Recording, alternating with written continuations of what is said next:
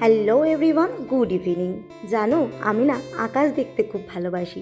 আকাশের দিকে তাকিয়ে আমি ঘন্টার পর ঘন্টা কাটিয়ে দিতে পারি। শ্রাবণ ভাদ্র মাসের এই আকাশের চেহারা পাল্টে যায় একদম সম্পূর্ণভাবে। সে যাই হোক, আজকে আমাদের বাড়িতে দুজন গেস্ট আসবে। তো গেস্টের জন্য কী কী রান্নাবান্না করেছি শেয়ার তো করবই, তবে বলে দিই, তারা আসার সঙ্গে সঙ্গে মায়ের হাতে তালের বড়া দিয়ে দিয়েছিলাম কোল্ড ড্রিঙ্কস, আর দিয়ে দিয়েছিলাম ফুচকা। তো আজকে রাতের মেনুতে রয়েছে সাদা ভাত, স্যালাড আর বেগুন ভাজা।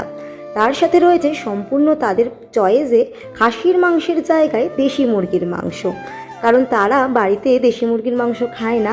আমাদের বাড়িতে একবার দেশি মুরগির মাংস খেয়ে তাদের খুব ভালো লেগেছিল, তাই আসার আগে আবদার ছিল যেন দেশি মুরগির মাংস বানাই।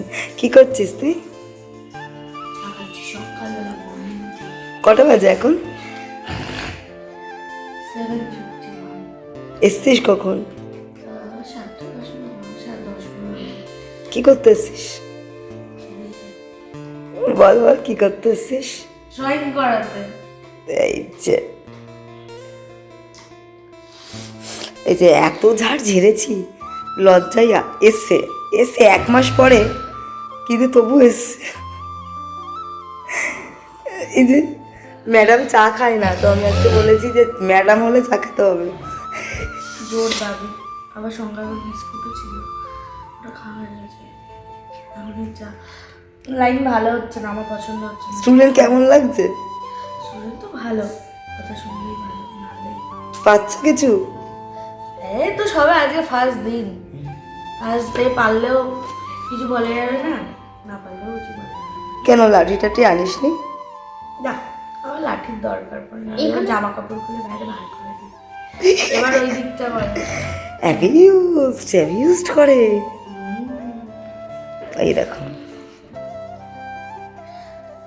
আজ হলো বৃহস্পতিবার, আর বৃহস্পতিবারে আমার পড়া থাকে। পড়তে যাওয়ার আগে বাড়িতে যেহেতু গেস্ট রয়েছে, তাই তাদের জন্য রান্নাবান্নাটা করে রেখে গিয়েছিলাম, আর বলে গিয়েছিলাম একটু কষ্ট করে বেড়ে খেয়ে নিও।